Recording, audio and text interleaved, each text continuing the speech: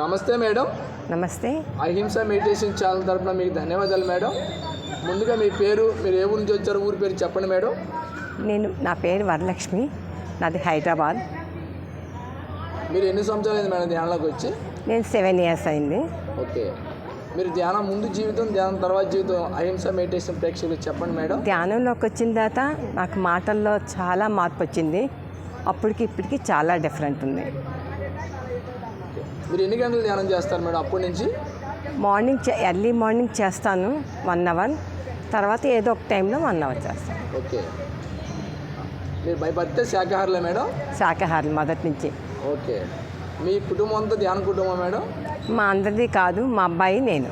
Okay. మీ కుటుంబం అంతా శాకాహార కుటుంబమేనా? శాకాహారం. Okay, very good madam. మీరు పౌర్ణమి ధ్యానాలు, అమావాస్య ధ్యానాలు చేస్తారా మేడం?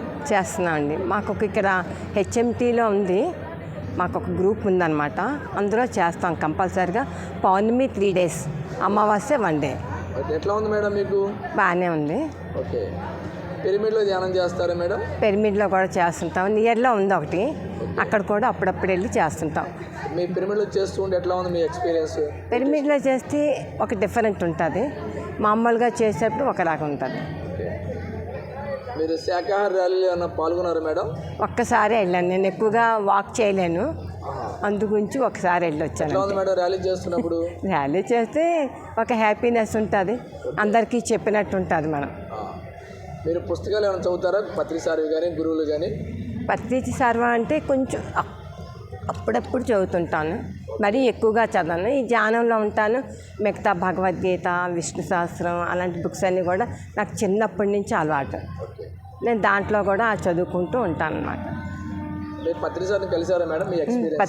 పత్రిక సార్ని కలిసాండి. మీ ఎక్స్పీరియన్స్ ఏంటి, మామూలుగా ఒకసారి పలకరించి మాట్లాడాను అంతే. మీరు ధ్యానం చేసేప్పుడు 3వ నేత్రం అనుభవాలు ఏమైనా ఉన్నాయా మేడం?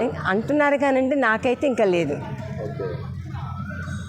థర్డ్ ఐ అంటున్నారు కానీ నాకైతే ఇంకా లేదు ఇప్పటివరకు. ఇంకా మీరు ఆధ్యాత్మిక ప్రయాణం మీకు ఎలా జరుగుతుంది మేడం? మీకు బాగుందా? Before meditation, after meditation? Before కన్నా ఆఫ్టర్ మెడిటేషన్ బాగానే ఉంది. ఓకే. మీరు ధ్యానంలోకి వచ్చేది నో డాక్టర్, నో మెడిసినా మేడం? నేను అలా నమ్మనండి. ఓకే. తప్పకుండా డాక్టర్ మాత్రమే వెళ్తాను. చాలామంది అంటారు దానివల్ల తగ్గుతుంది అని, కొంతమంది వాళ్ళే చెప్తున్నారు వెళ్ళకపోతే అవ్వట్లేదు అని. అంటే గంటలు ధ్యానం చేస్తే తగ్గించుకునే వాళ్ళు కూడా ఉన్నారు కదా. కొంతమందికి ఎఫెక్ట్ అవ్వచ్చు, కొంతమందికి ఎఫెక్ట్ అవ్వకపోవచ్చు. పూర్వజన్మ కృతం పాపం వ్యాధి రూపేణ పీడితే కర్మలు దగ్ధం చేసుకోవాలి కదా మేడం. అవును, సత్యమే కదా అది కరెక్ట్. బాగా ధ్యానం చేస్తే తగ్గిపోతుంది, కర్మలు దగ్ధం అవుతుంది, అంతే కదా. ఇప్పుడు మనం ధ్యాన మహాచక్రాలకి, కడతాళ్ళు అట్లాంటి చోటకి వెళ్ళారా మేడం? కత్తాలు వెళ్తాం. ధ్యానం చేస్తుంటే ఎట్లా ఉంది మీకు? కంపల్సరీగా కత్తాలు వెళ్తాం, ప్రతి ఇయర్ వెళ్తాము. ఓకే.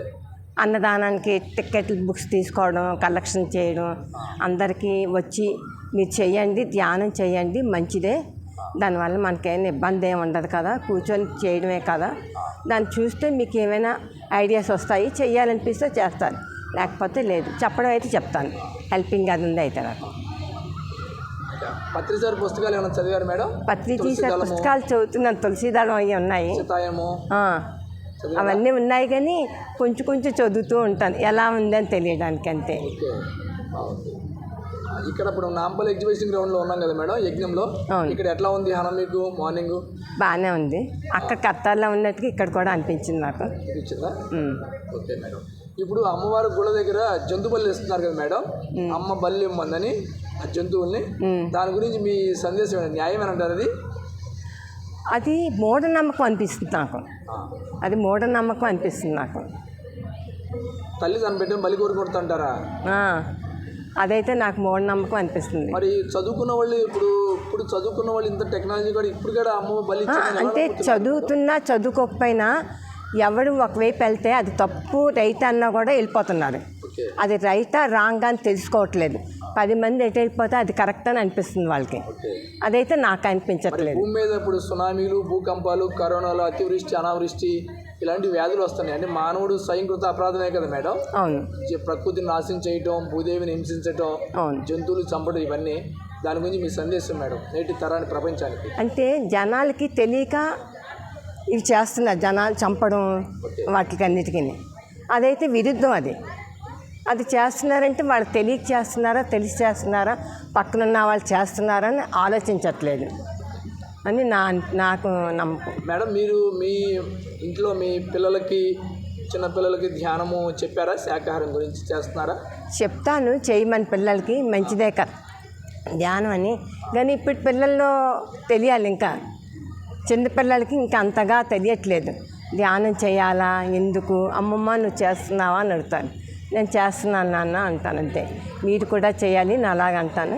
ఇంకా పిల్లల్లో ఇంకా అది రాలేదు. అంటే ఆంజనేయ స్వామి తల్లి ఆంజనేయదేవి ఆంజనేయ స్వామి 2 సంవత్సరాల వయసులోనే ధ్యానం నేర్పింది. అవును. ఆంజనేయ స్వామి ఇప్పుడు చిరంజీవిగా ఉన్నాడు. అవును. ఎంతోమంది ధ్యానంలో చూశారు కదా.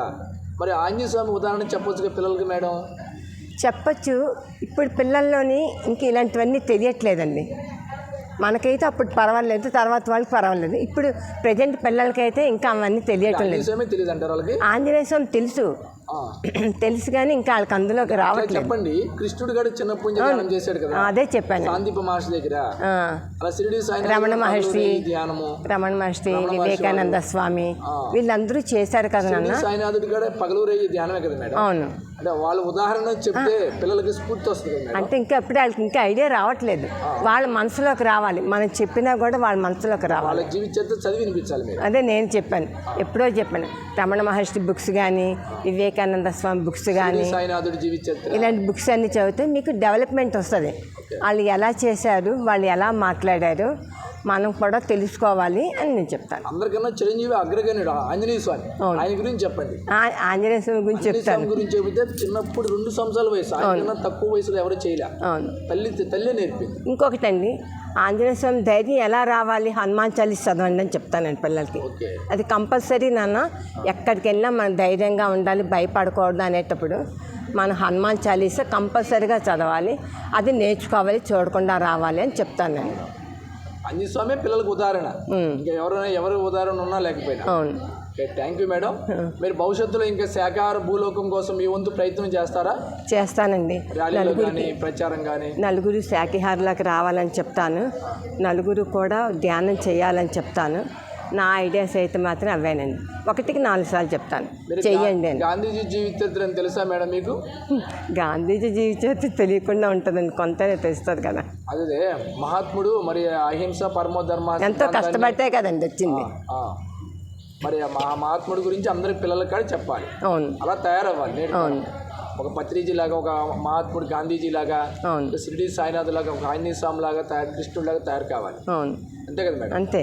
Thank you madam.